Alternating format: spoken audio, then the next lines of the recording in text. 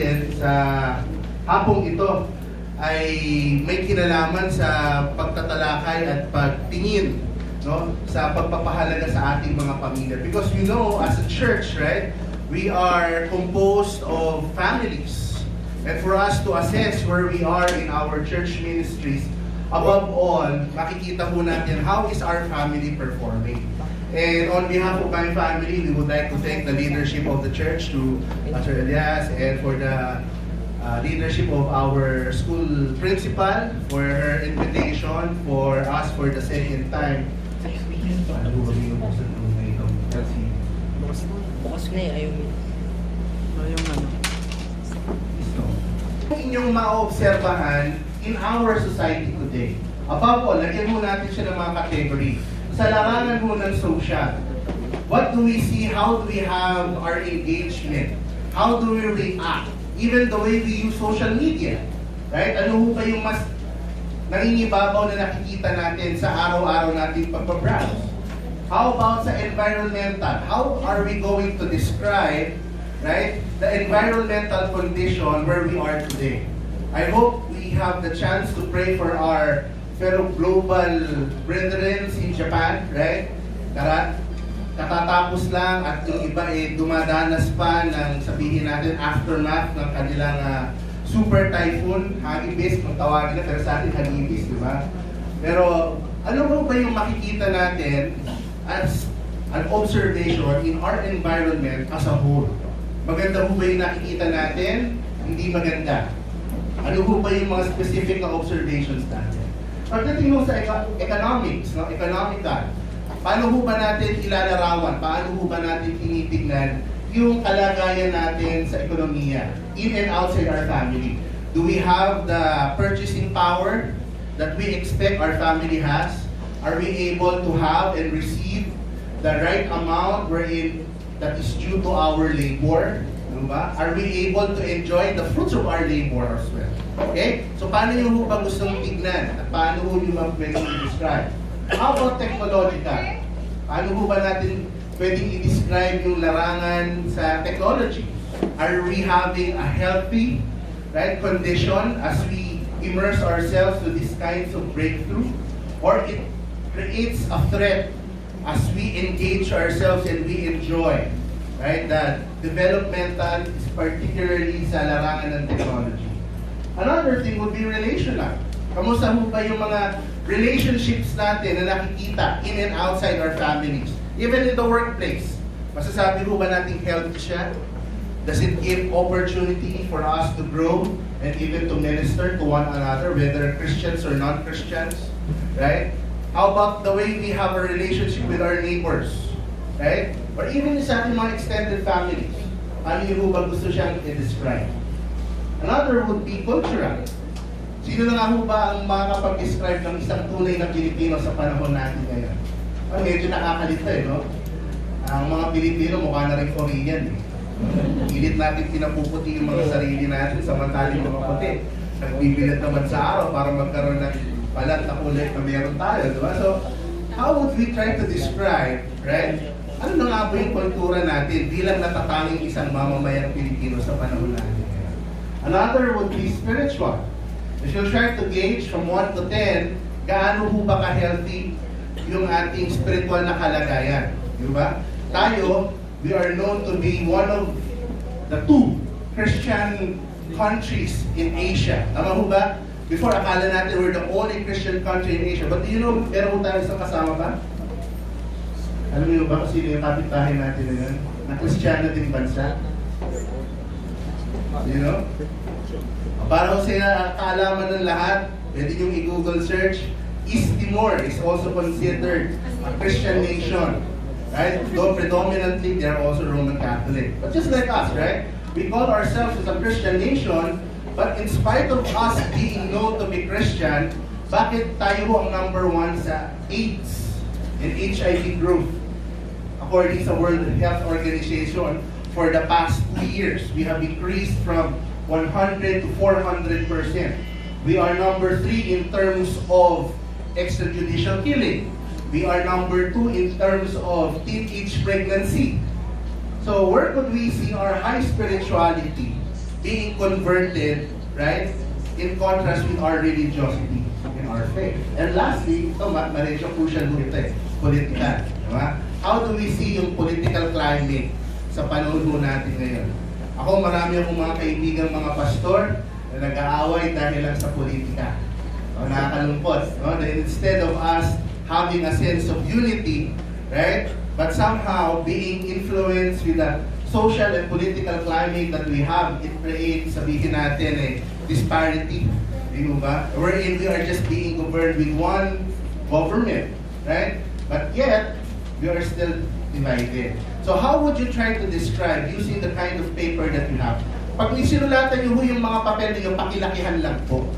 Okay? Tapos magre-request ako ng isa o dalawang mga teachers from SECA to assist me in facilitating yung short activity po natin. So I'll give you 2 minutes, pwede ho ba yun? To just write down sa isang papel ho, isang description lang. Kung kailangan niyo pa ho ng papel, taas nyo lang ho yung kamay nyo. Andiyan ho si Brother Chan, aabutan niya ho kayo ng extra papers. Okay ho? So sige ho, gawin ho natin ito, mabilis lang. Mga pastor na nagkakasal. Sabi ko doon sa isang pastor na kaibigan ko, Pas, ba't ang tagal mong tinititigan ng marriage contract mo? Sagot pa naman eh, hinahanap ko kasi baka may expired date. Ha? Seryoso ka? Diba? Maaaring sa iba biro lang, pero you know, sabi nga nila yung mga biro ay may pinaghuhugutan yan. Ha? And it seems to be it's not a good sign, ang hugot. Right? So, if we're not really planning, right, and thinking seriously, then how could we expect our marriage to go a very long way? Right? So, tapos na ho ba sa mga mag-asawa? Pakitaas ho yung kamay yung mag-asawang nag-usap talaga. Ha?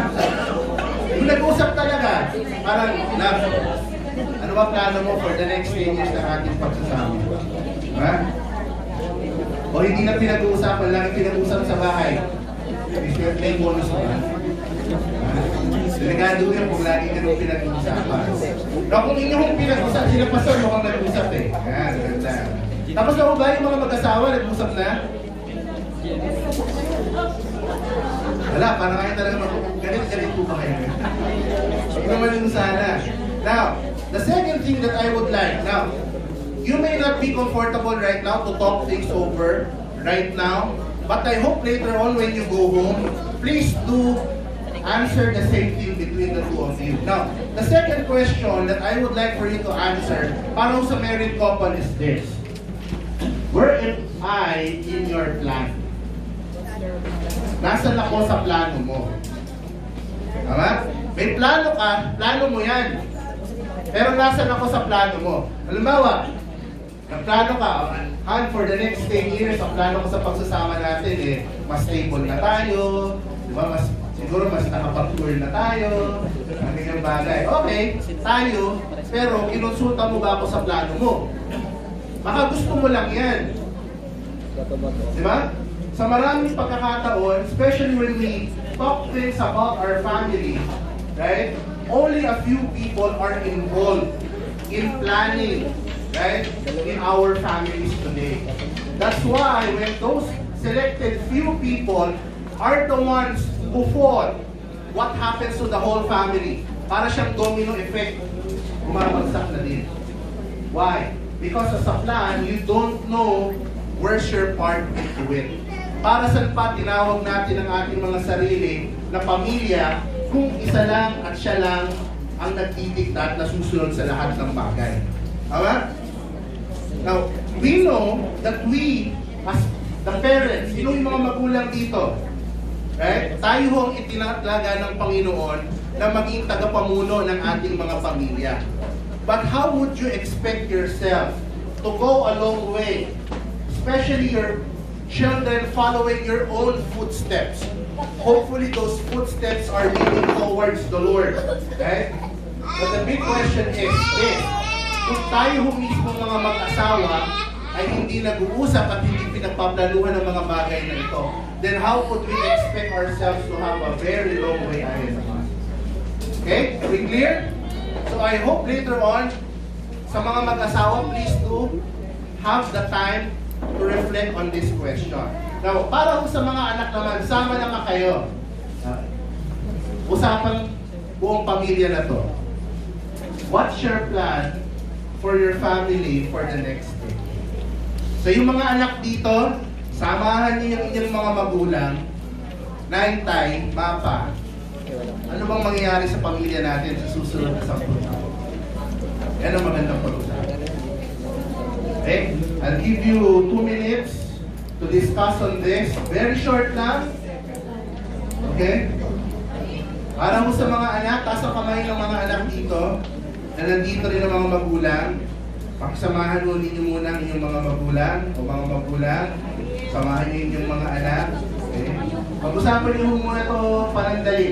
What's your plan for your family in the next decade? So 10 years from now, Mami, ate, kahit wala kang asawa ngayon, kung may kapatid, pwede rin. Okay?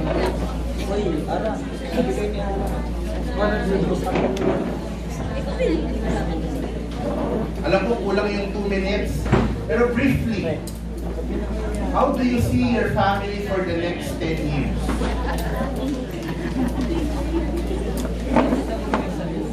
Sabihin ng mga magulang, anak, ano naman, nag-graduate ka na? Ano naman, may trabaho ka na? Hindi ka na maghihingi ng alawan sa akin. Para sa mga tatay o nanay na magre-retiro na, it's important, right? So that we could manage pacing ourselves, right? By this time, ano na ba yung ating status ng savings? Right? May apo na ba kayo? 10 years, may anak na tapos na ng kolehiyo. Kasi mahirap minsan, di ba? For the longest time, kasama mo yung anak mo, yung mag-asawa na.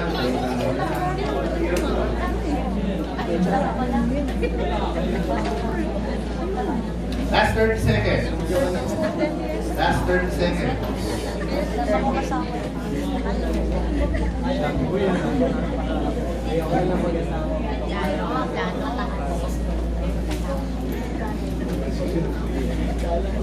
Okay na ho? Sige. Kung tapos na, okay, ang follow-up question mo natin dito is this. Okay? Ask yourselves.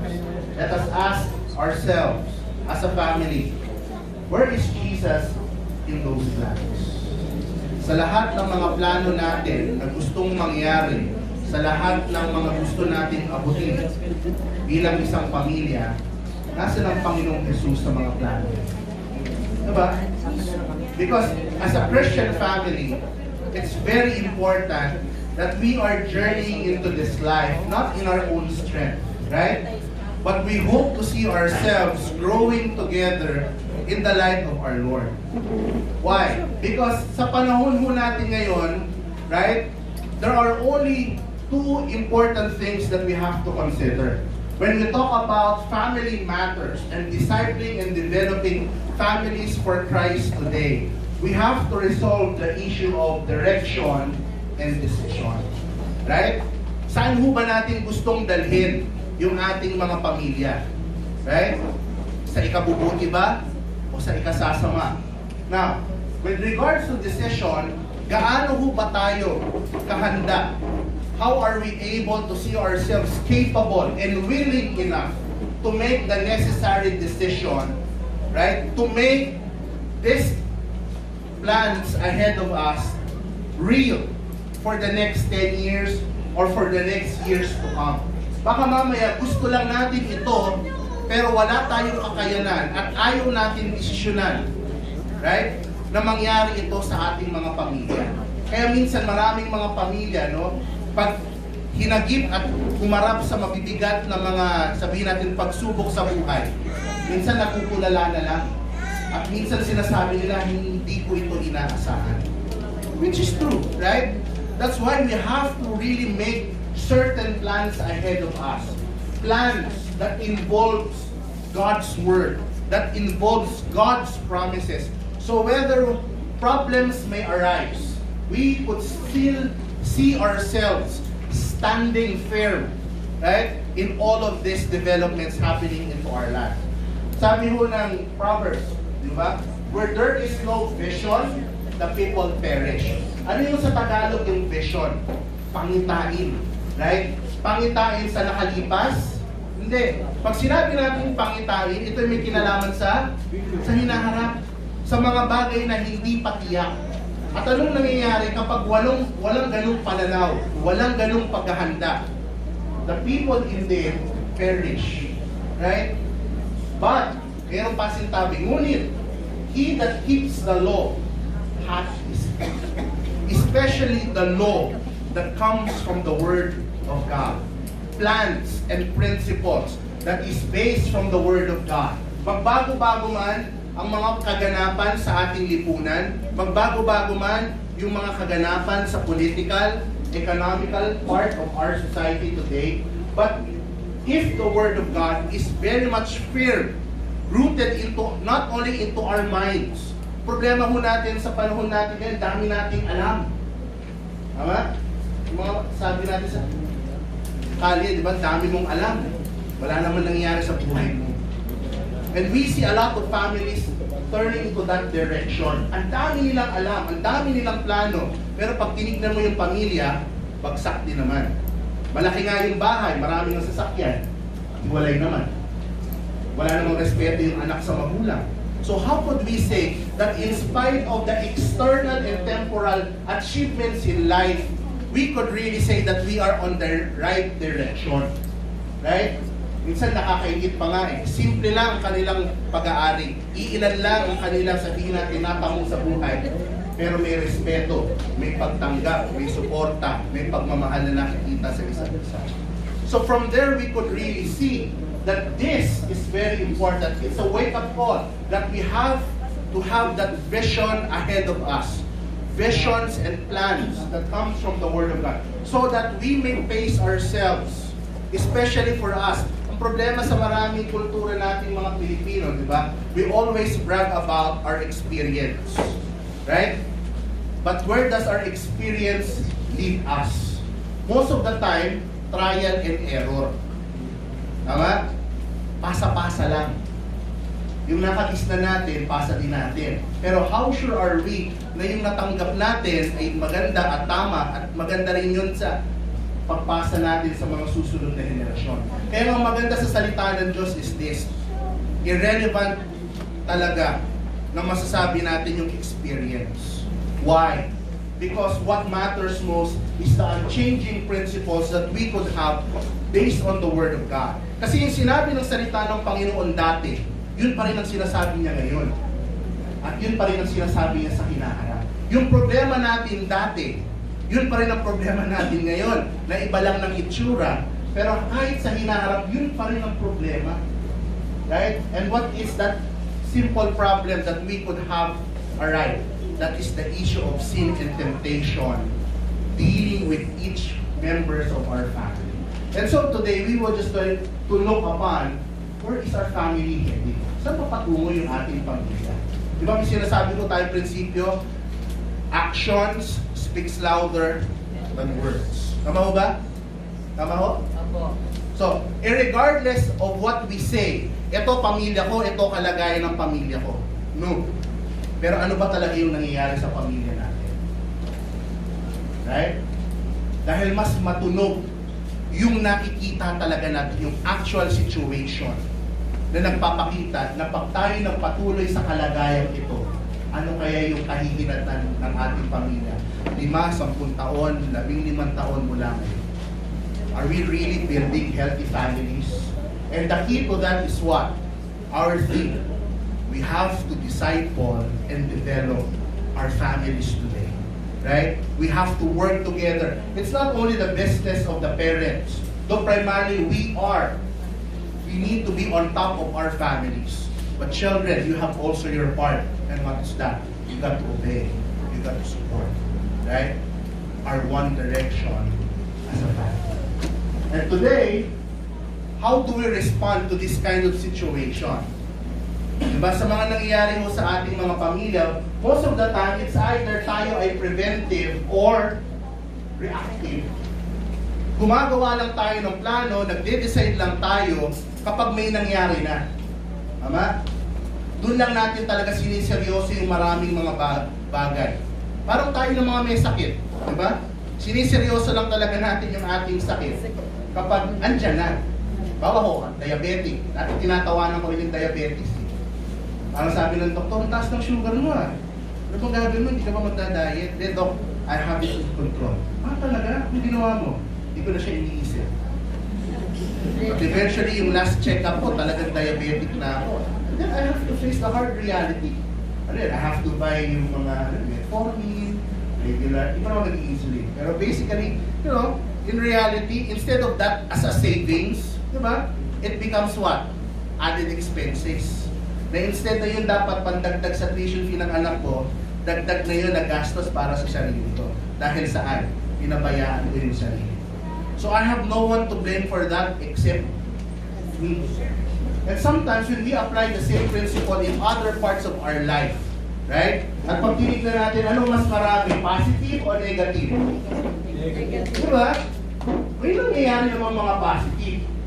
Pero we could not deny the fact that there's more negative things happening in our families today.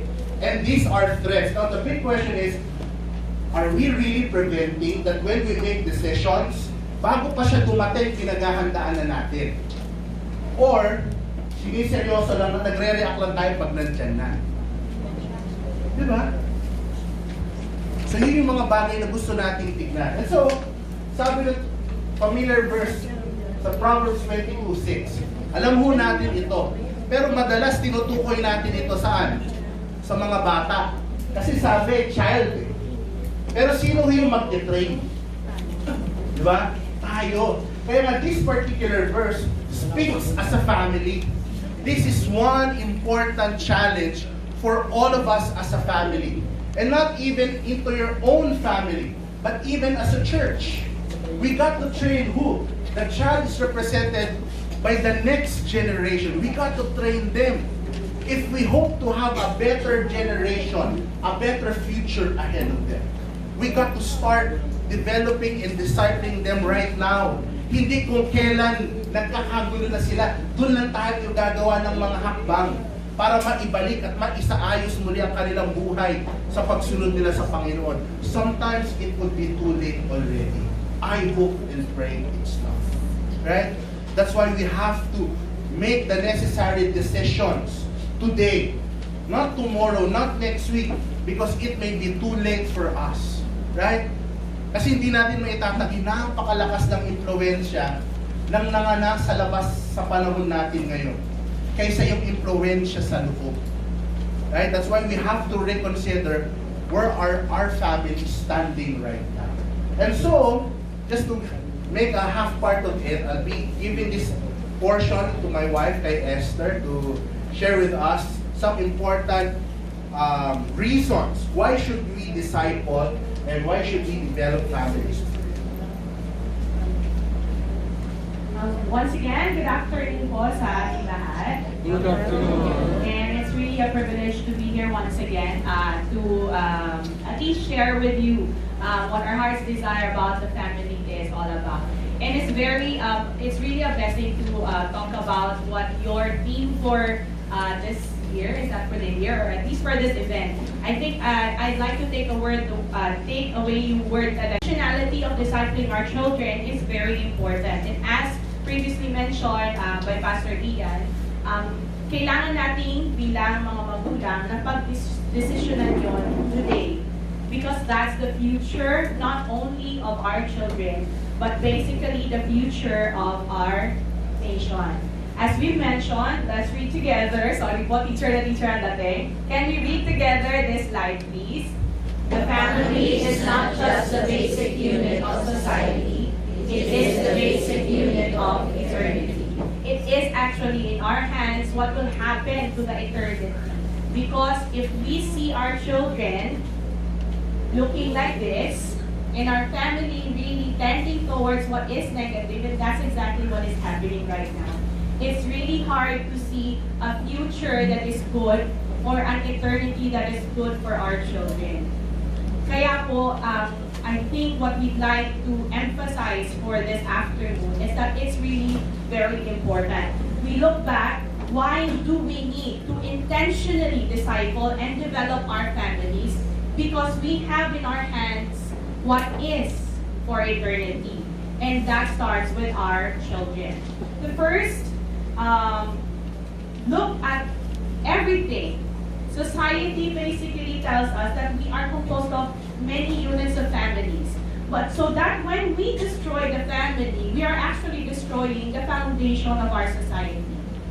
Why are we here for? Kung alam natin pala ang ating hinaharap, sisirain din lang natin dahil nasisira ang ating mga pamilya sa mga panahon na ito. When we destroy the family, it's very sure that we will be destroying our future. Do you agree? Yes, I agree very much. So that's yun lang naman po talaga ang main point natin. Kung meron po kayong malilimutan, matatandaan, at least you see that the future lies in each and every one of our hands. So the reason number one that we would like to emphasize for this afternoon, why do we need to intentionally disciple and develop our families? Keyword, intentional. So reason number one is that essential life foundations are now being critically challenged. We see the negative descriptions of our social photography at present because the very foundation of life is actually challenged nowadays. Let me give you some few words, no? Because we'd like to start, there are two things na naman that I like to emphasize. I did not put it intentionally in the slide because I'd like us to think about this very clearly. When we say life foundation, we first look at definitions. Think about it. How do we define life nowadays? Test. Paano mas maganda yung boses ko dito? Test. Ano po ba mas maganda? Ito yata. Okay, sorry. Medyo kabado. How do we define these words? Basically, let's look at ano po ang ibig sabihin ng mga salita na ibibigay ko sa inyo sa mga panahon na ito. The first word that I'd like to check is life. These days, how do we define life? When we say life nowadays, it's now being challenged by defining that life begins at birth. Right? Kapag ipinanganak ang bata, yan ang simula ng buhay. Now, what does that mean? That is basically the advocacy of pro-abortionists in the United States. That's the reason why pro-abortionists, or would they say pro-choice, would say that it's okay to terminate pregnancies early on because hindi pa buhay ang bata sa panahon na yan. Naintindihan po ba natin yun? So, you see that this small definition of what life is tells us so many things about how we live our principles, how we make our decisions. Second word that I'd like to give you is the definition of family. How do you define family nowadays? Right? The Constitution will give you a definition of the family. It can be a man and a wife, or a husband and a wife, regardless of whether they have children or not. That's considered a family. That's from the Philippine Constitution. But nowadays, it's being challenged as to the definition of what is the husband and the wife, or who would be the husband and the wife. And that is something that is critical for all of us today. Kung iyo pong pinaniniwalaan, ang iyong pinaniniwalaan, how would it tell what your philosophies and principles would be? Thirdly, the word gender. And gender nowadays is defined as a social construct. So these simple words are clear definitions that are being challenged these days, and we would like to see where we stand at it, because that will definitely tell us what decisions will bring about and what decisions we will make in the future or in the very near future. Okay? Because as I've mentioned, our very definition develops our philosophies. When we define these simple words, we are able to develop our principles or our philosophies in life And therefore, that will form our decisions in the future. The second thing I'd like to look at as part of Life Foundation is roles. Mga tinatanong ko to sa mga estudyante ko, hindi ko pumahanap talaga yung Tagalog. Gampanin, tama po ba? Ang roles. Kung ano ang dapat mong gampanan. So, 3 things critical to the family. The first thing that I'd like us to check is the role of the husband and the wife. Now, I am not against for both husband and wife to be in the field working because I am also a working mom. But let's see how it is being challenged nowadays. Nowadays, it's really very hard, especially for a woman like me, to really go into submission mode para sa ating mga asawa. Tama po ba ako? Nakaka-relate. O ako lang po ba yun? Matigas sa puno. Sige po. Raise of hands po tayo. Sino po ang buong puso na makapagsasabi na mahirap po talaga mag-submit sa ating mga asawang lalaki? Taas po naman ang kamay. Okay, thank you, ma'am. Salamat. Hindi naman po sinabing hindi nagsasubmit, pero iba po napakahirap. And it's because the definition of our roles as women is already being challenged. And as a result, it is challenging also the role of the husband to be the leader of the wife. Biglang tahimik sila. Hindi ko alam. As far as I am concerned, I was raised by a strong woman. And that is my mom. And we are 4 daughters in the family. Nag-iisa pong lalaki sa aming bahay ay aking ama. He is a strong leader, but he has a strong wife. Very strong wife. And it's really, we looked up to our mom raising us that way. Never really telling us to back down, especially when we feel we're right. But in church, it was really taught to us that the leadership of the husband is very crucial because God designed it that way. And as a wife, sana po nagiging pagpapala ako sa aking asawa, sa aking pagsasubmit. Minsan mahirap, madalas mas mahirap. Pero it's really a joy that I see my husband as well prospering and developing into the leader that God wants him to be. And I believe this role of the husband and the wife is really being challenged nowadays, especially with the feminist movement really striking it hard. At really po talaga, yung pagtingin, tamang pagtingin at buong pagtingin sa kung ano nga bang gampanin ng asawang lalaki at asawang babae, especially in raising the children. Secondly, the role of the parent and the child. I've read in an article that before, not so much in our days, but in previous siguro 2 generations ahead, so I refer to my lola's parents, that 2 generations ahead, the parents, the family structure back then is really more of that the children are part of the economic activity of the family. So they help out in work, they help out at work, they help out in household chores, and they're really part of it. At hindi ka makakaasa na may tatawag ng child abuse at child labor sa gobyerno para idemanda kanilang mga gulang na sila ay inaabuso dahil pinapagtrabaho sila. But nowadays, the position of the children in the family is as if they're the bosses of the family. And that's the challenge that we are facing right now. That in the future, what will be happening if we continue to live as if the children are the bosses inside the family, telling us what to do, serving them according to their needs, following them wherever they go, without raising them properly. So these small definitions and roles are critical in really identifying what challenges we are facing. Therefore, that's one first reason why we need to disciple and develop our families. So far, medyo maliwanag po ba? O lalo lang po lumabo.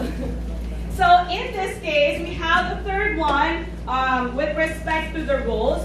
I'd like to emphasize is about the family, the role of the family and the society. Sa panahon po natin ngayon bilang pamilya, at meron tayo especially na working mom and working dad. That's a given because most of the needs really during these times are very difficult to achieve without the two parents working. But more importantly, let's look at how we already delegated other jobs to our government. What are these? That would be education. Kaya po, kadalasan, hinahayaan natin ang natuturo sa ating mga anak. Ikalawa, pagdating sa health, dahil ito po ay subsidized ng gobyerno, meron po tayong subsidized na health workers. Tama po ba? Hindi masyadong effective, pero andun po sila. Pangatlo, even our spiritual development for the children that we readily delegated to the church to function as the spiritual developers of our children. The question is, ano na ang role ng parents? So, paano na ang ating bahagi bilang mga magulang sa pagpapalaki ng ating mga anak? At ano nga ba ang tama lang na ating dinedelegate sa ating society o ating mga partners? At ano ang dapat na tayo talaga ang nangunguna sa pagde-develop para sa ating pamilya? So these things, again, are essential life foundation issues that help us identify what challenges we have to face in developing our families. Now, in answering that, the Bible clearly states that in Matthew 7:24, therefore everyone who hears these words of mine and puts them into practice is likewise like a wise man who built his house on the rock. So if there is anything else, nothing else, if there's nothing else that should guide how we will parent our children, it should be the Word of God that will tell us what to do. Huwag po natin hahayaan ang ating sariling paglago bilang mga magulang upang ating matutunan kung ano nga po ba ang dapat natin gawin para sa ating mga anak. Subalit, hindi lamang po tayo tagapakinig, kaya salamat, nandito po kayo para makinig, kundi dapat din po ma-put them we need to be able to put them into practice as well. So secondly, and I move on because we'd like to maximize the time. Secondly, second reason why we need to intentionally develop and disciple our families is because destructive influences have become more aggressive nowadays. I'm building up on the first examples that I have given, but basically we understand how the society is really telling our children something different from what the Bible teaches them. And these influences are being more aggressive because it is a bombardment, not just a daily bombardment for our children, but second to second na po ang ating ipinaglalaban dito. Bakit? Dahil sa social media, especially para sa ating mga teenagers, sa mga available, even sa ating mga kabataan, tulad na aking anak, he is 4 years old, but he's already bombarded with videos that can really readily teach him something different from what is being taught inside the house. These are aggressive moves of the devil. As in Hebrews it says there, the devil is like a roaring lion seeking whom he may devour. If we look at the devil as nothing else, wag po natin siyang i-picture na napakagwapo, dahil gwapo naman talaga daw siya, accordingly. But he is something to be reckoned with. We see he is like a roaring lion, and he seeks kung sino ang papatumbahin niya araw-araw. In John chapter 10, he is like a thief. And what is his purpose? His purpose is to destroy. If that is not alarming enough for us, then I do not know what else. Dahil meron po tayong kaaway na dapat nating tingnan na nagsisik. Ibig sabihin, at kalaban natin is intentional in destroying our families. Then why don't we need to be intentional in forming our families as well? In 2 Timothy chapter 3 verses 1 to 5, it says here, but realize this, that in the last days difficult times will come. This is what will happen in the future.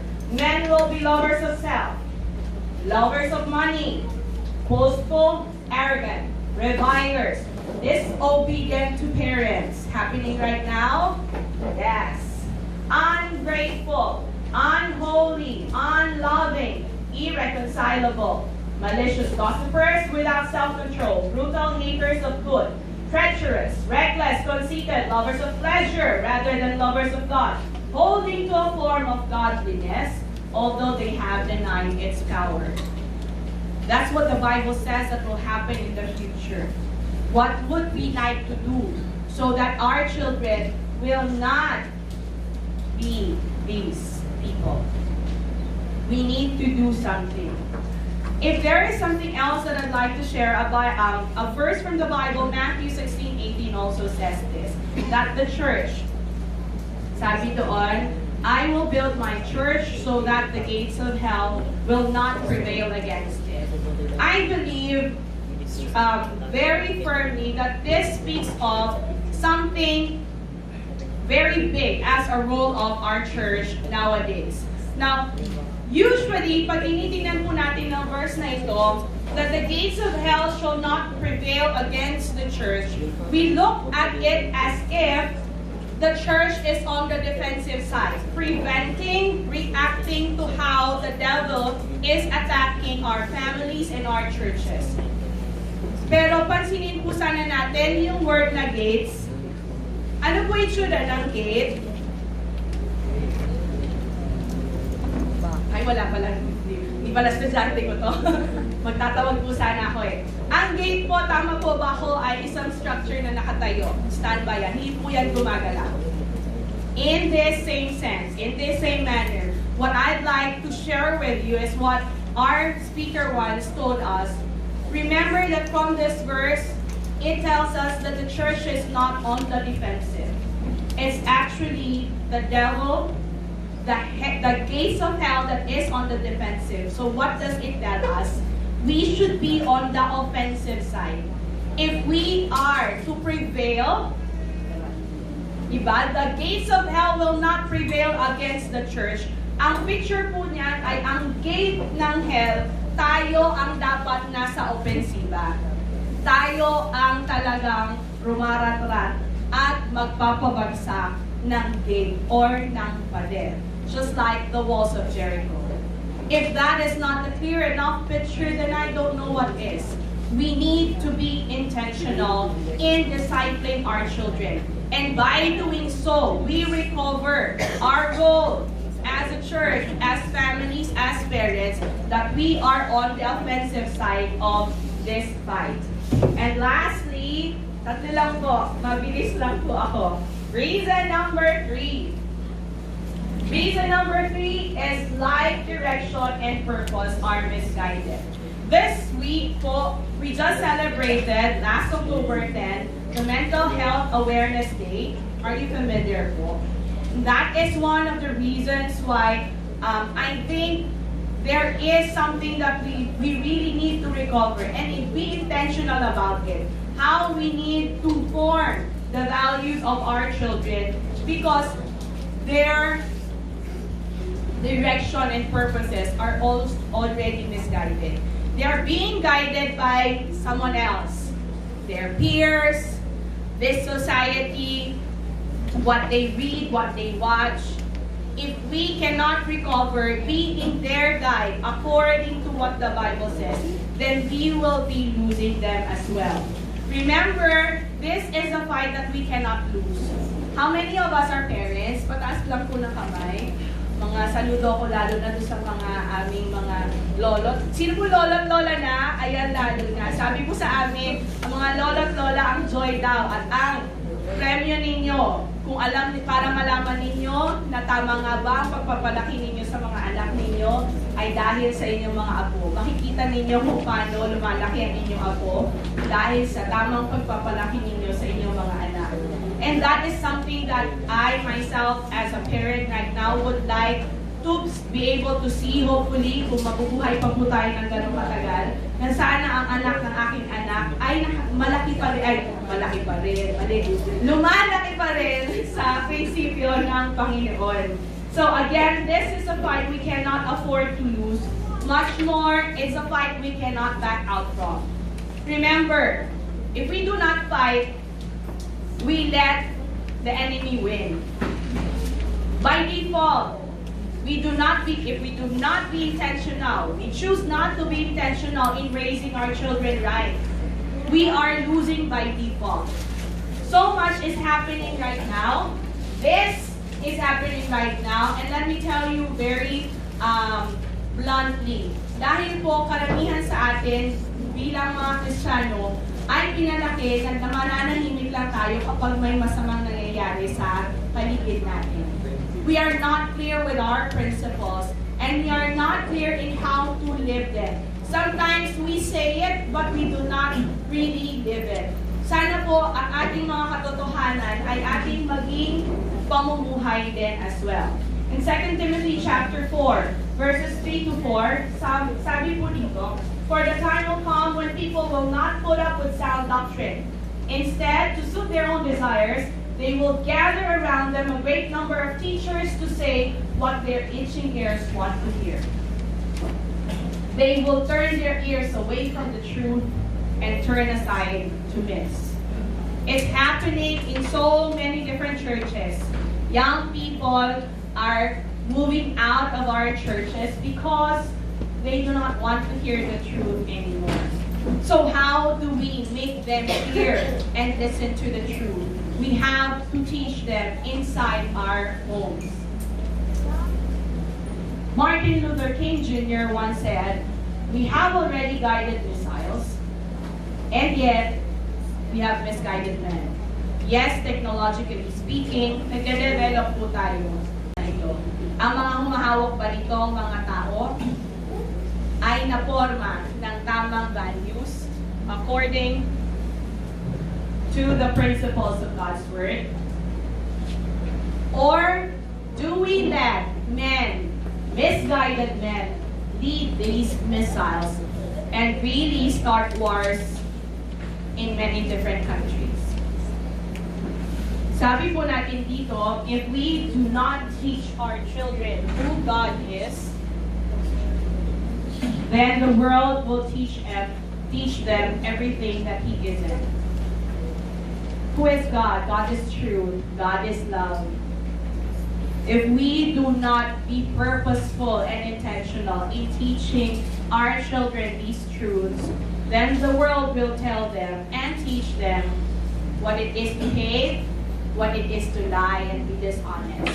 And that is what they will learn.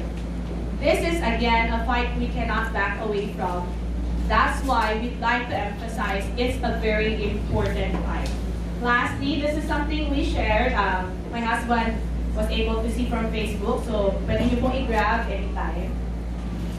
If we do not teach our children God's truth, Satan will gladly deceive them with his lies.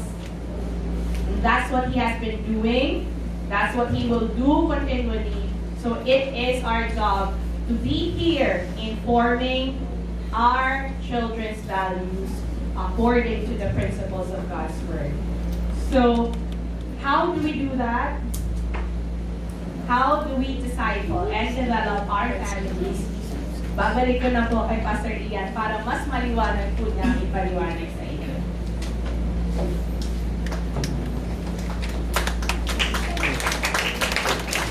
So I hope we have a clear picture ano po ba yung kinakaharap nating mga challenges today, right?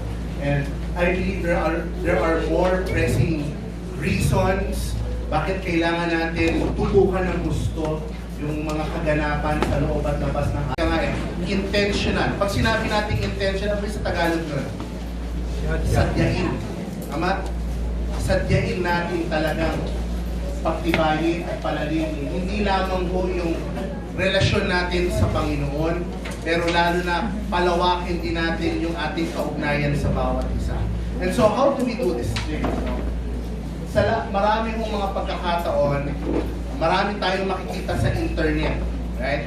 But we were able to fuse them all out of the 6 things that we could do. So ano ho yung mga bagay na yun? Una, what we need to do is to reintroduce biblical spiritual discipline. Now, what do we mean by reintroduce? Now, sino ho rito yung pumupunta sa iglesia bilang buong pamilya? Buo. Right Si now, nanay, si tatay, kasama mga anak, mga apo. Not only right now, but I hope this is an ongoing thing. Di ba? Unless sila malayo, nasa abroad, pero kung nandito lang naman tayo sa komunidad, di ba? Tama? Meron mo ba rito bilang buong pamilya, sama-samang nagsisimba? Meron nga? Praise the Lord. Because today, right, kung hindi ho natin napapansin, giving too much, sabihin natin, option for them. Ano nangyari? Sige pa, mauna na kayo. Susunod na lang kami sa susunod na service. Pero hindi, ang pagkatawag sa atin ng Panginoon is that, as one family. Remember, may nakita ho ako kanina dito one family, one faith, one God. Sa positive development, sa spiritual aspect. And that's what we need to remind ourselves. Now, we know and we are aware of the spiritual disciplines. Pero who among us here are familiar with the term family altar? Do you still do that? Di ba? Hindi ako laking UCCP. Pero yung mga kakilala kong pastor ay galing ng UCCP. They always give emphasis to sa tinatawag na family altar. At ano po yun? It's not only the family that prays together. Pero meron talagang devotional time. Meron kamusta, no? Anak, kamusta yung nangyari sa araw mo? Nagsisharing, parang group Bible study. Di ba? No, para sa atin sa panahon natin, may tinatawag tayong mga small groups, discipleship groups. Pero ang nangyayari, we have all the time for other people except for our families. Napapansin niyo po yan? Meron tayong men's group, women's group. Pero how about our family? Right? And yet, it's our family who has the deepest concern. Now, why do we need to reintroduce? Because these are the things that we have to bring back. Right? Especially bringing the children as part of our family. Kaya for me, I admire parents today who are able to bring their families together when they go to church. Kasi ang dami na nating kalaban Especially yung mga CF dito, yung mga young professionals. Pakitaas ang kamay. Sino rito yung may pasok ng Sabado? Right? Mahirap, di ba? But here's the thing. Naniniwala ba kayo sa prinsipyo natin mga Pilipino na pag may gusto, paraan. Pag ayaw, lalo na sa Panginoon. Tama? Kahit pagod tayo, but because we have decided as a family, we will go to church, we will grow together. Ang hirap naman, di ba? Yung mga magulang lang yung on high. Tapos yung mga bata, low na low spiritually. How could we have and enjoy the fullness of God's blessing as a family? Hindi ba mas maganda na sabay-sabay tayong lumalago sa Panginoon? Now remember, everything that we have comes from God. And how are we able to discipline ourselves and recognizing who God is into our family? Now, what are these basic spiritual discipline that we have in our families and faith today? Are you familiar with the wheel? Ang may nag-introduce rito yung navigators. No? This is the Christian wheel. At ano ho yun? Christ is the center. Nandiyan ho yung the Word, of course, Bible, prayer, witnessing, and fellowship. Witnessing in terms of we share the gospel, not as an individual, but as a family. You remember yung prinsipyo ni Joshua? That as for me and my house. But prior to those words, bago din sinabi yun, decide Who will you serve? Sino kausap niya ron? Yung buong bayan ng Diyos. Tama? At ang sabi ni Joshua, magdesisyon kayo ngayon. Pero ako at ang pamilya ko, ano sabi niya? Kami maglilingkod sa Panginoon. Now, if we are hearing the same challenge today from Joshua himself, what would be your response as a family? Abala ka, Joshua, pamilya mo yun eh. Iba yung pamilya namin. But no, remember, as one family of faith, we receive the same blessing that comes from God. That's why in response, we need also to what? To respond as the same, as one family in faith. And that's why these are the things that we have to revive. Question.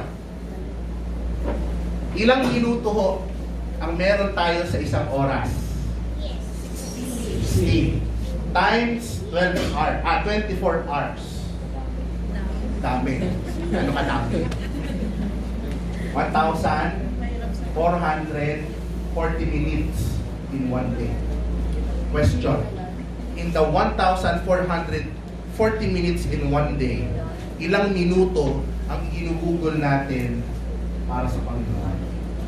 Kung hindi ko tinutukoy dito yung personal devotion mo, yung personal prayer time mo, pero as a family, yung dinidiscover natin ano ba ang plano ng Diyos sa ating pamilya. Yung tinatahak natin yung direksyon, yung na gusto ng Panginoon.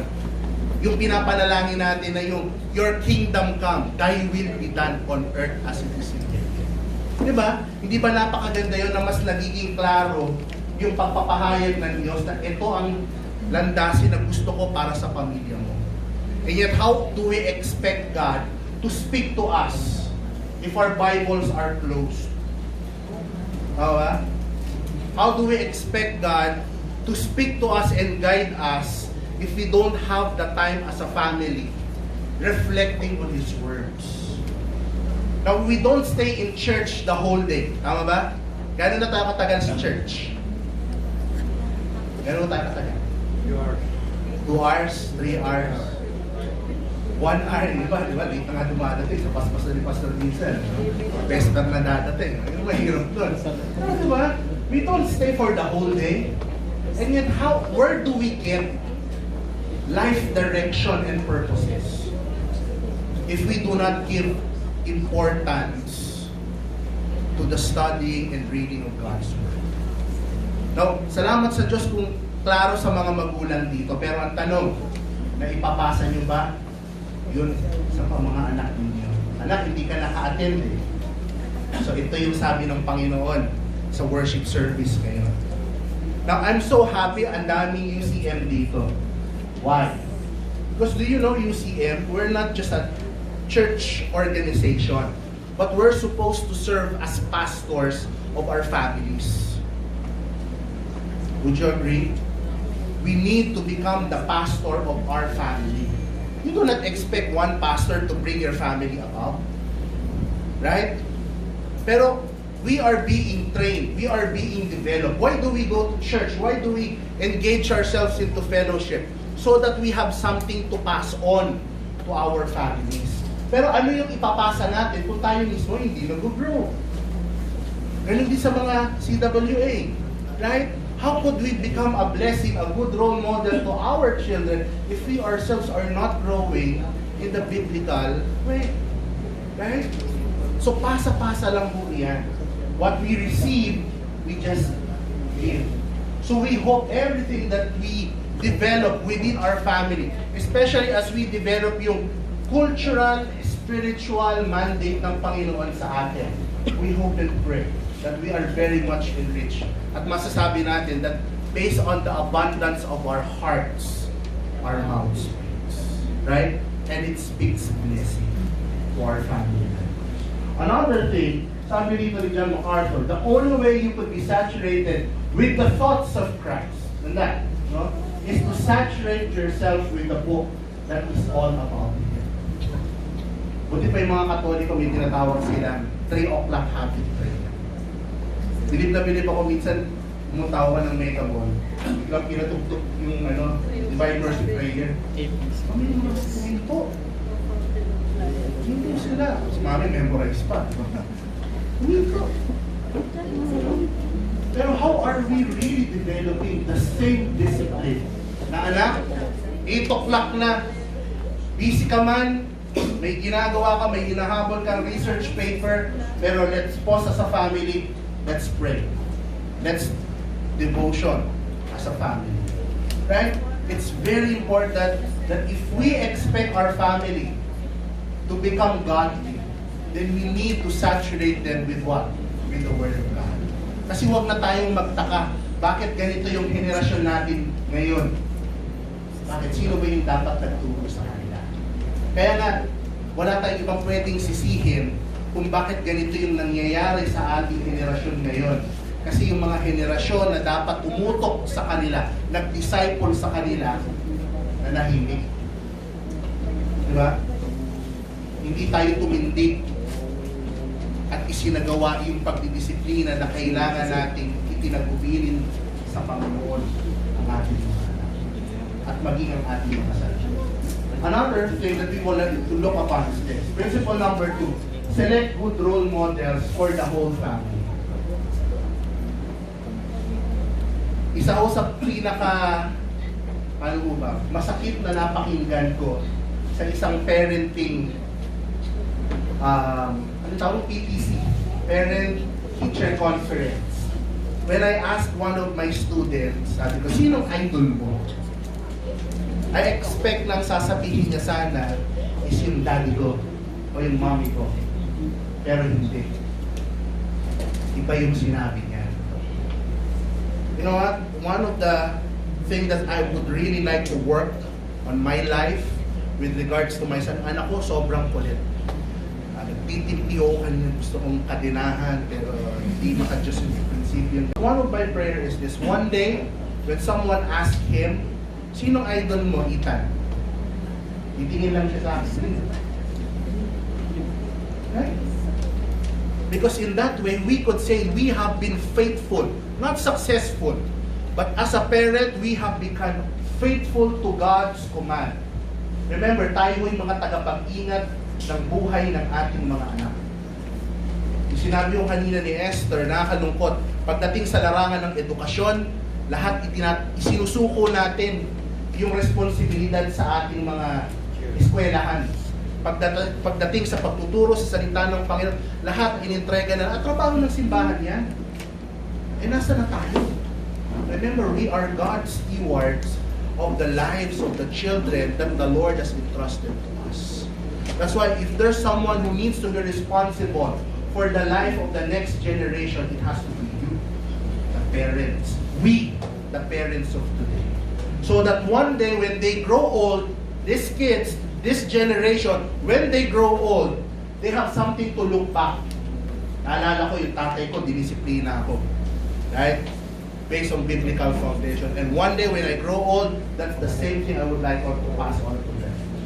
And it's not based on experience, but it's based on the Word of God. Right? Because the Word of God does not commit any mistake. Hindi yan trial by error. Remember, sabi ng Joshua, if you obey these commands, what will happen to you? You'll become prosperous. You'll become successful. Pero ang sabi niya, if you meditate on it day and night, and you are careful to do everything written in it, right? Ano yung kahiratnan? Then you will become successful. Tanong, sino gustong maging successful and prosperous yung pamilya nila? Amen. Sino may gusto ng blessing? Amen. We're not really excited. Ulit. Sino ulit yung gustong maging successful at prosperous yung kanilang pamilya? Amen. Tanong, sino ho rito yung bubuhayin ang kanilang mga sarili para maging good role models? Amen. Tayo rin. Ano kailangan natin, diba? If you want something, let's work hard for it. Right? It's not based on our strength. God will be the one to give us the strength to carry on this mandate. Why? Because in the end, it's our character, right, that matters the most. Sabi ni Dwight L. Moody, sa mga kilalang missionary, no, sa pananampalataya siya, character is what you are in the dark. Now, this is a big challenge for us parents, right? Minsan, hinahati natin Huwag mong questionin yung sinasabi ko. Huwag mong questionin, sundin mo yung sinasabi ko. No. Because we as parents, we're expected to walk the talk. Pag sinabi mong bawal yan, ikaw mismo sinabi mo, bawal din sa sarili mo. Kaya minsan sa eskwelahan, maraming confused na mga estudyante. Bakit? Kasi sa eskwelahan, pinapagalitan sila pag may bisyo. Tama? Ba't amoy sigarilyo ka? Ba't lasing kang pumasok sa eskwelahan? Sa public school, ganyan naman kinakarap natin, di ba? Pero pag tinanong mo sila, nanay mo ba ninigarilyo? Tatay mo ba miinom? So confused. Kasi yung disiplina sa eskwelahan, ang daming bawal, sa bahay, halos walang pakialam. That's why magkaroon tayo ng pakialam. Right? And we have, this is the challenge for many parents today. We have to regain our moral integrity to the many young people today. That when we say no, that when we say it's wrong, it's really wrong. Hindi dahil sabi ko, pero dahil sabi ng salita ng Panginoon. At kahit na ako na magulang mo sumusunod dito, ikaw din susunod ka rin sa Panginoon. Kasi kung sila titingin lang sa atin, marami silang makikitang kahinaan. Ako minsan, pagdating sa larangan ng health, hindi ako masyadong nag-i-emphasize na. Kasi supply din ako, hindi ako healthy. Obesto ako, diabetic ako. Diba? But no, mapapansin nyo, di ba? Doon sa sinagutan yung form, meron ding may kinalaman din sa health. What are the things that we allow our children, our family to eat? And yet, you remember, di ba, sabi ng salita ng Panginoon, our bodies are the temple of God. This is our medium in which we serve the Lord. That's why character is very important. Sabi ng 2 Peter, right? There's supposed to be a balance of the things that we know and the things that we live by. Kaya sabi niya, for this reason, make every effort. Ganda, no? Kapag sumikapan natin na na yung ating pananampalataya ay kinakikitaan lang mabuting pamumuhay, virtues. Diba? So it's not only about the things that we say, but it's also how we live by. Right? Now, makikita ko magpo-4 o'clock na, isa na lang muna dito. That's why ilang beses sinulit. Knowledge is supported with virtue. Now, this knowledge supported with self-control. Self-control supported with steadfastness. Steadfastness with godliness. Godliness with affection. Affection with brotherly love. So, in all of these things, mas nakikita natin buhay. Right? Now, sa maraming pagkakataon, for example, when we say and talk with OFWs, meron bang OFWs dito? One of the things that we always encourage our OFWs, ang hirap mo ng buhay ng isang OFW.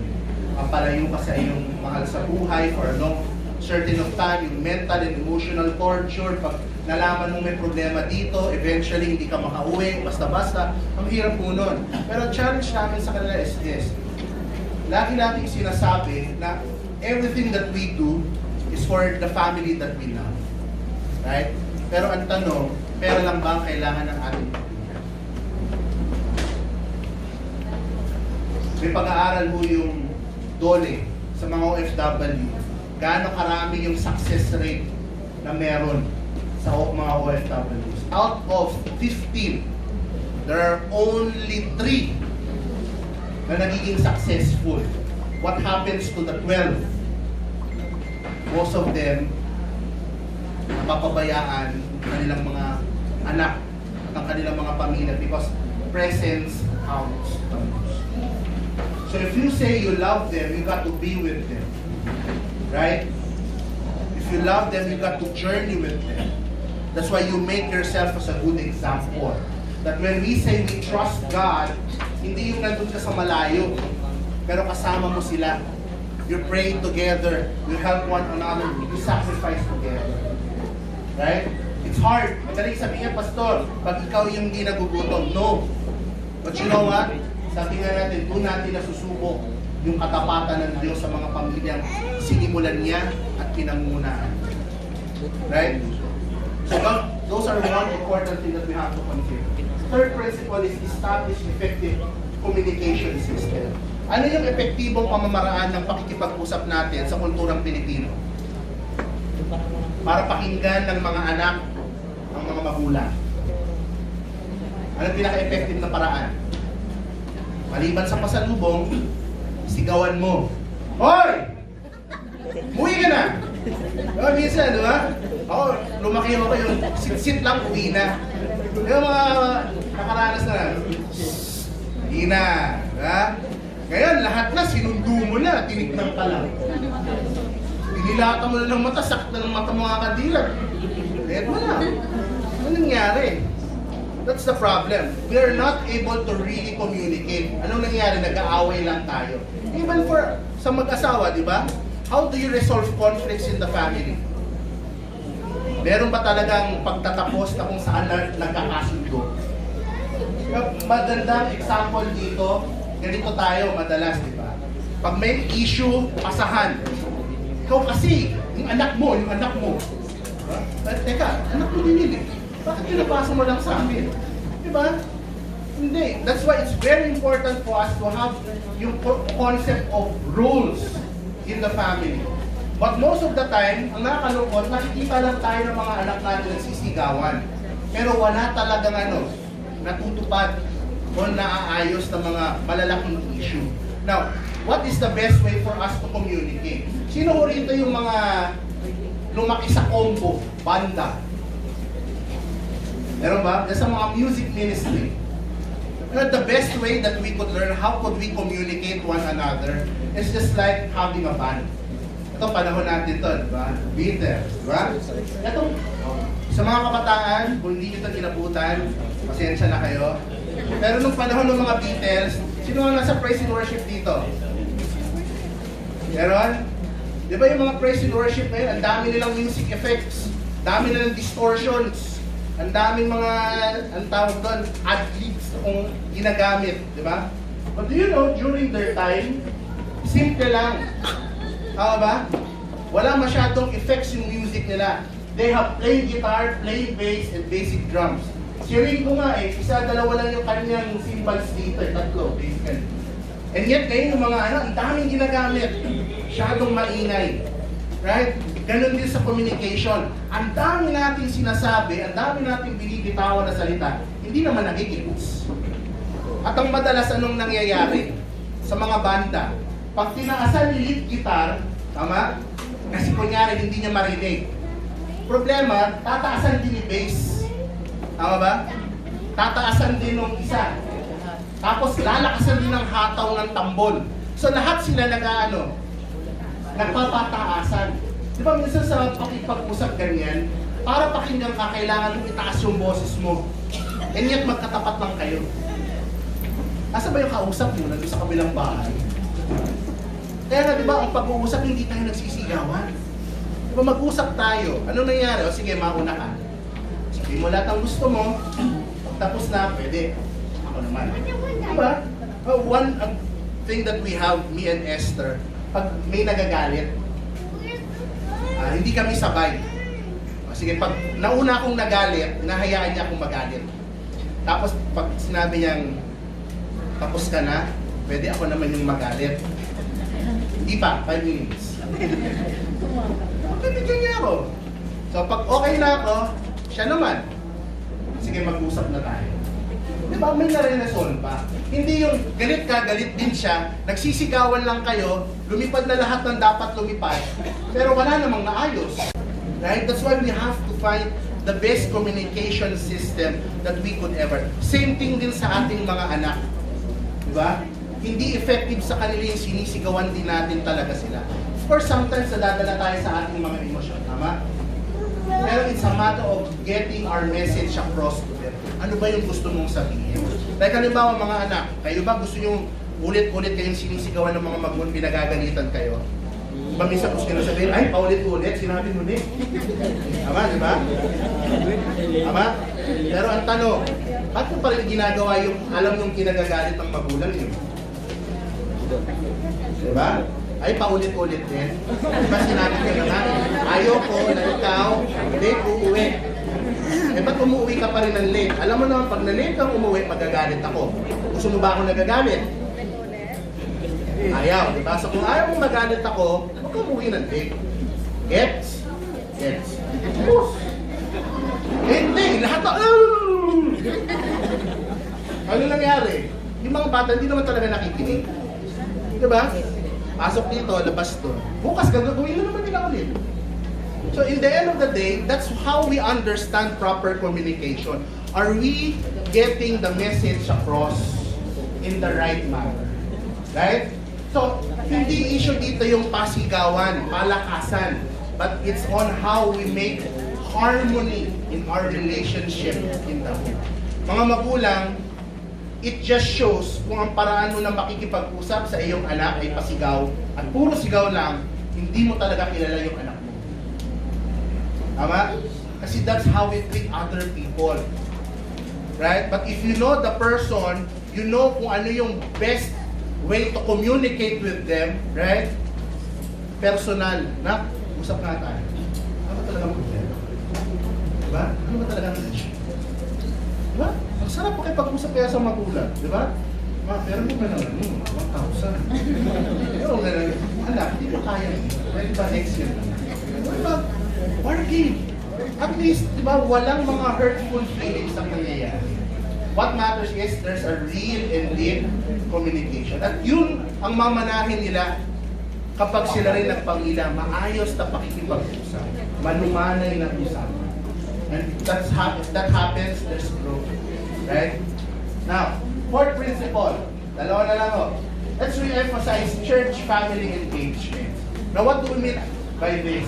Do you know that the church is the best training facility for life? Why? Because in church, it's a small perspective of what happens in the society. Isipin nyo, tayo magkakasama, di naman tayo magkakamag-anak. But we could be decent, forgiving, accepting, we even pray and help one another. Diba? Ang ganda. Actually, kung pwede lang natin gawing church yung buong bansa, ganda, di ba? May pagpapatawad, pwedeng makinig, may tumutulong, may nananalangin, ganda. Sino pong mag-aaway? Wala. Good example of these people are, you know these two people? Right? Christian Bautista at saka si Tony Gonzaga. Si Tony Gonzaga lately, siya yung pinakapato kasi is really, sabihin natin, on the move, sharing her testimony. But both of them started with the church. Kung di ako nagkakamali, si Christian Bautista ay Unida, kanyang home church. Si Tony Gonzaga, kung di ako nagkakamali, UMC, United Methodist Church. So, kaparehas natin doon sa NCCP. Right? So, here's the thing. When people are asked them, bakit ikaw, napaka-humble mo? Bakit si Tony Gonzaga, he kept herself pure before getting into marriage? Why? Because all of their life principles were developed within the church. Their families, their parents were also disciples in the church. So that when they grow old, it's the same thing that they pass on. Kaya na kahit saan sila, isa lang. Would you imagine? Sa industriya ng musika, pelikula, di ba sa showbiz, ang hirap mamuhay dyan. Kasi lahat ng tukso nandyan, lahat ng pressure nandyan. And yet, what made them strong in their testimony is because they started within the church. Even the music that they share to the people. Do you know both of them started with choirs? They started with choirs. Sino yung mga nasa chancel choir dito or mga choirs? Praise the Lord, may mga kabataan. So ano naman yung puro mga parents natin? Mga kabataan, I would encourage you to start with the choir. Because these two, when they learn music, hindi ito yung tenga-tenga lang, hindi ito widow. They started reading yung mga choir pieces. They know how to read notes. Right? And where do you get that? You get trained here in church. Right? Yung mga nasa social service, right? We started with church. Alam niyo yung kapatid natin na church sa Mandaluyong? Mandaluyong sa Muntinlupa. Yung family ng mga Fresnedi. Diba? Yung dating Muntinlupa Evangelical Church. Tapos eventually nagkaroon ng Jesus the Good Shepherd. Diba? Kasama ba natin sa conference nila? Ibang conference. Ibang conference. But, you know, where did they start developing yung passion to serve the people? church. That was Mayor Fresnetti's testimony. Could you imagine, there's a lot of great people who started within the church. So we hope and pray, right, that if we would like to see these wonderful changes in our society today, let's bring in the young people here. But who will bring them here? Them in here. Hindi si pastor, hindi lang siya, pero lahat tayo. Diba? We as the parents, we as the lolo, we as the tita, we bring all of our family to the church to be trained. So that when they grow old, we go back to Proverbs, right? When they grow old, they will not depart from it. Fifth principle, second to the last, is our family is our first ministry. Kami ho nila pastor, hindi lang ho kami yung naniniwala dito. But all of us, we need to remind ourselves, di ba, that the first ministry that we have is our family. Hindi ba nakakalungkot naman, may oras tayo para sa pamilya. Tama? May oras tayo sa ibang bagay. Pero wala tayong oras sa Panginoon. Baliktarin mo rin yun. Meron kang oras para sa gawain ng Panginoon, pero yung pamilya mo na pag-iiwanan. Magiging epektibo ba tayo? Hindi rin. Kasi ang pinakamabagit na mapakinggan sa ibang tao, pa-church-church ka pa, anak mo nga eh. Pa-church-church ka pa, asawa mo nga eh. Diba? Ang hirap nun. That's why, if we would like to really see ourselves growing dynamically, we got to see a balance between what we do for the Lord, but above all, those things should be present within our family first. Right? That's why when we think about this principle, all that matters to me now is my family. Sino yung naniniwala dito? Family first. Right? But do you know, one day, right, that the greatest treasure that you could give to your family is not only education, especially to your children, but it's the relationship that they will have with the Lord. Especially sa mga kamag-anak din natin. Tama?